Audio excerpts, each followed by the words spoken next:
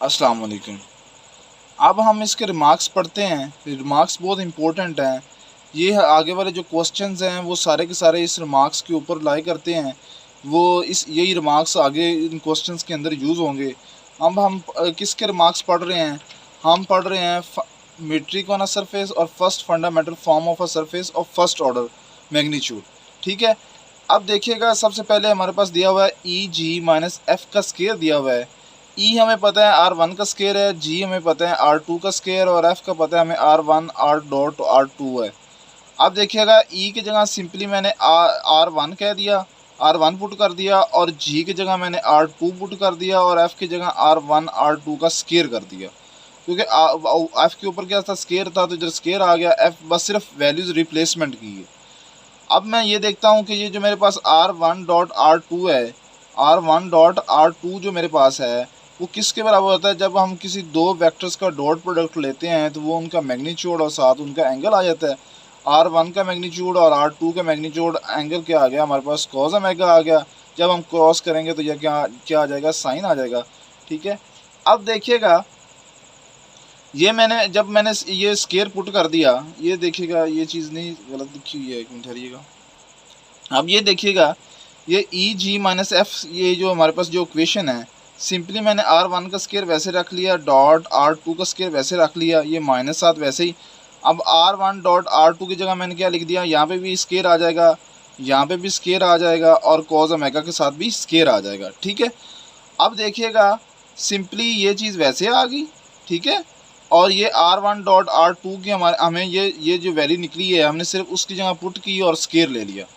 जब ये स्केयर लिया तो ये देखेगा R1 स्केयर डॉट R2 का स्केयर है, इधर क्या है R1 का स्केयर डॉट R2 का स्केयर है। इन दोनों को मैंने कॉमन बाहर ले लिया। जब मैंने कॉमन लिया तो यहाँ पे 1 बच जाएगा, माइनस कोस ओमेगा स्केयर आ जाएगा। तो 1 माइनस कोस ओमेगा स्केयर किसके बराबर आएगा? साइन ओमेगा स्केयर के। और हमें पता है कि ये हमारे पास अब ये कौन सा आ गया? ये क्रॉस प्रोडक्ट आ गया। R1 का स्केयर डॉट R2 के स्केयर के ऊपर हमने ये क्या ले लिया? स्केयर ले लिया। मतलब ये हमें ये चीज़ हमारे इसके बराबर होती है। ठीक है, अब देखिएगा ये जो मैग्नीट्यूड है ये किस चीज़ को शो कर रही है? ये शो कर रही है कि जो भी वैल्यू आएगी वो उसका आंसर क्या आएगा? पॉजिटिव में आएगा। मैग्नीट्यूड क्या शो करती है कि जो हमारे पास आंसर आते हैं वो सारे के सारे पॉजिटिव होंगे। अब देखिएगा अगर ये वाला सारा का सारा आंसर पॉजिटिव होगा तो विच इम्प्लाइज दैट ये वाला आंसर भी पॉजिटिव होगा। तो इसको मैंने क्या कह दिया, ये हमारे पास क्या है? पॉजिटिव है। अब ये देखिएगा जब पॉजिटिव है तो ये देखेगा जब मैंने इस सारे को ये जो मैंने अंडर रूट 1 माइनस 1 का स्केयर क्रॉस R2 का स्केयर लिया है, तो ये मैंने क्या पुट कर दिया? ए स्केयर पुट कर दिया। ए जब एच ये सॉरी इसको मैंने पुट कर दिया एच स्केयर के बराबर। जब ए स्केयर के पुट बराबर करूँगा, जब एच की वैल्यू निकालना चाहूँगा तो इसके ऊपर क्या ले लूँगा? अंडर रूट ले लूँगा। जब इसके ऊपर हमारे पास अंडर रूट आ जाएगा तो हमें इस बात का पता है कि ये जो वैल्यू है हमारे पास, ये जो हमारे पास ये जो स्केयर है, इसकी जगह पे फिर क्या लिखूँगा?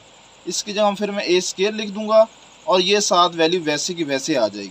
अगर मैंने इसके अंदर से वैल्यू निकालनी हो एच की वैल्यू, तो R1 क्रॉस R2 आ जाएगा, R1 क्रॉस R2 आ जाएगा। सिंपली सिर्फ मैंने क्या पुट कर दिया यहाँ पे, ये सारी की सारी वैल्यू को मैंने ए स्केयर पुट किया था, और इसके अंदर से मैंने सिर्फ एच की वैल्यू निकाल ली। एच की वैल्यू मेरे पास क्या आ गई? एच की वैल्यू मेरे पास आई अंडर रूट ई जी माइनस एफ स्केयर, और यहाँ पे फिर मैंने एच स्केयर ही पुट करूँगा ना, तो ये स्केयर कट जाएगा, तो ये एच हमारे पास वैल्यू आ गई। ठीक है, सॉरी ये हमारे पास एच की वैल्यू आ गई। अब हम इसको थोड़ा सा आगे देखते हैं। अब ये देखिएगा इसके अंदर हमने सिर्फ एच की वैल्यू निकालनी थी। ये एच की वैल्यू ये एक आ गई, और एच हम इसको क्या पुट कर सकते हैं कि R1 क्रॉस R2 भी हमारे किसके बराबर है? एच के बराबर है। ठीक है, अब हम इसको कुछ देखते हैं। कुछ हमारे पास यूनिट टेजेंट वेक्टर्स हैं। इफ़ हमारे पास ए या बी कोई यूनिट टेजेंट वेक्टर हो, ठीक है, यूनिट वेक्टर हो हमारे पास, अगर ए का यूनिट वेक्टर हो तो हम क्या लेंगे? R2 ओवर R2 का मैग्नीट्यूड। क्योंकि हमें पता है कि हम किसी चीज़ का अगर यूनिट वेक्टर लें तो R वेक्टर वो वही आता है, और उसके नीचे उसकी मैग्नीट्यूड डिवाइड हो जाती है। तो यहाँ पे आप R1 और R2 भी कह सकते हैं। ठीक है, तो R11 भी कर सकते हैं। मैंने बुक के लिहाज से हम जब फॉलो करेंगे तो यहाँ पे 2 आ जाएगा, और यहाँ पे अगर 1 1 लेंगे तो इस मैंने एक ही में यूनिट वेक्टर एक यूनिट टेजेंट लिया और एक बी करे, अब यूनिट टेंजेंट फाइंड करने हैं, तो ये यूनिट वेक्टर हमारे पास आ गए हैं। अब ये देखिएगा R2 का मैग्नीट्यूड, R2 का मैग्नीट्यूड किसके बराबर होगा, R2 का magnitude is equal to under root R2 का स्केयर आएगा, और हमें इस बात को पता है ये अंडर रूट R स्केयर किसके बराबर होता है, हमारे पास G के बराबर आएगा, तो ऊपर अंडर रूट वैसे आ जाएगा। इसी तरह जब हम R1 का मैग्नीट्यूड लेंगे तो R1 का मैग्नीट्यूड क्या होगा, इस R1 के ऊपर स्केयर और ऊपर अंडर रूट आ जाएगा, और R1 स्केयर किसके बराबर है, E के, तो हमने E के लिख लिया, E के ऊपर अंडर रूट आ जाएगा। ये R2 स्केयर किसके बराबर हो गया, इस अंडर रूट के, और ये R1 मोड किसके बराबर हो गया, E के। सिर्फ सिंपली इसके अंदर वैल्यूज पुट की हैं, तो ये हमारे पास यूनिट टेंजेंट्स। अब हम यूनिट वेक्टर्स आ गए। अब हम फाइंड करते हैं आगे इसका रिमार्क्स नंबर 2। इसका रिमार्क्स नंबर 2 हमें क्या कहता है, ये क्या है, यूनिट टेंजेंट्स आ गए हमारे पास ऑफ यू कांस्टेंट और वी कांस्टेंट। अब हमारे पास जो इसका केस नंबर 2 है वो हमें कहता है कि if omega is angle between parametric curve you constant और वी कांस्टेंट। जैसे हमने पहले पढ़ा था कि अगर दो चीज़ों का डॉट प्रोडक्ट लें तो वो किसके बराबर होता है, वो इन चीज़ों के बराबर होता है। अगर यहाँ पे मैं ओमेगा कॉज ओमेगा निकालना चाहूँ तो ये देखिएगा ये सारा के सारा जाके डिवाइड हो जाएगा।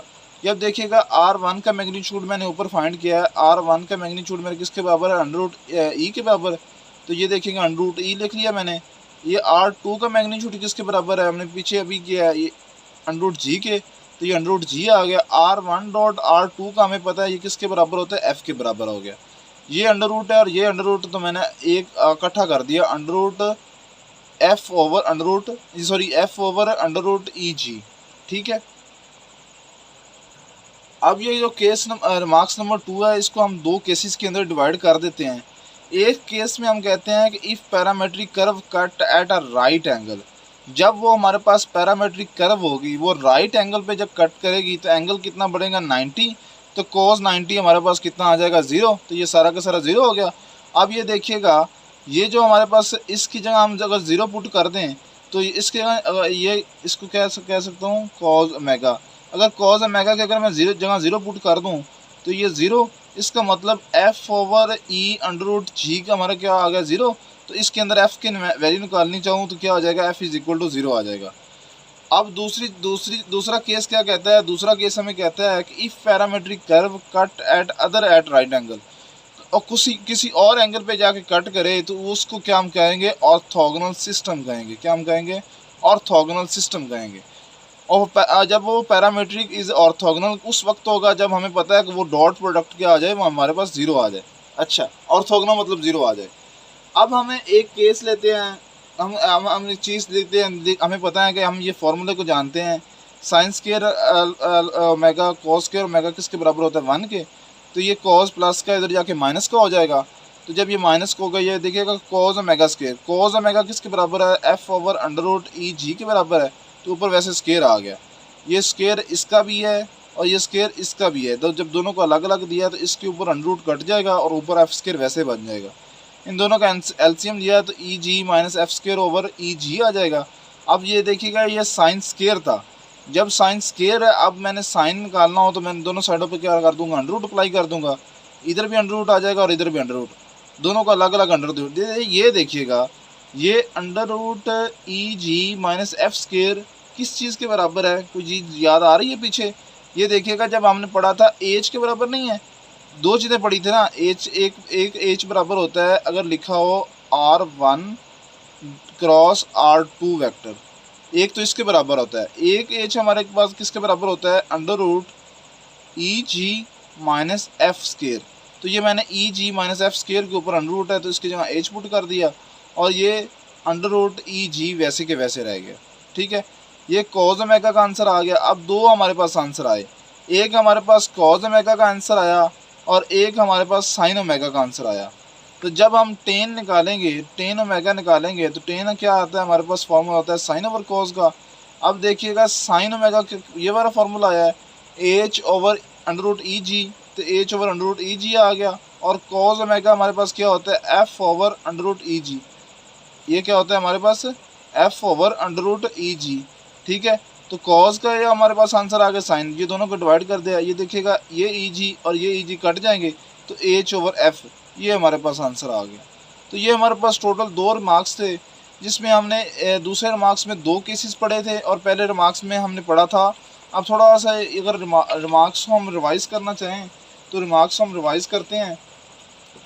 ये एक बार इक्वेशन दी हुई थी ई जी और माइनस एफ स्केयर की जगह हमने सिर्फ वैल्यूज पुट की। वैल्यूज पुट करके हमने 2 एज की वैल्यूज़ निकाल ली। अब 2 एज की वैल्यूज़ निकाल के रख ली। उसके बाद हमने क्या दिया कि 2 हमारे पास यूनिट टेजेंट वेक्टर्स होंगे, मतलब स्केलर होंगे, यूनिट टेजेंट होंगे, एक ए और एक बी। अगर ए को लूँगा तो R2 वेक्टर ओवर R2 का मैग्नीट्यूड आएगा और बी को लूँगा तो B1 ओवर B1 का मैग्नीट्यूड आएगा। इन R2 मैग्नीट्यूड हमारे पास अंडर जी के बराबर आ गई, R1 मैग्नीट्यूड ई के बराबर आ गई, ये लिख लिया हमने। और ए और बी 2 हमने यूनिट टेजेंट लिख लिए। अब हम क्या निकालेंगे, जब दूसरा केस करेंगे तो हम कह देंगे कि इफ़ एमेगा एंगल बिटवीन पैरामीटर। अब जो एंगल आएगा वो उन दोनों पैरामीटर के दरमियान में आएगा, मतलब angle omega is between parameter curve, उन दोनों कर्व u और v के कर्व के दरमियान में आएगा।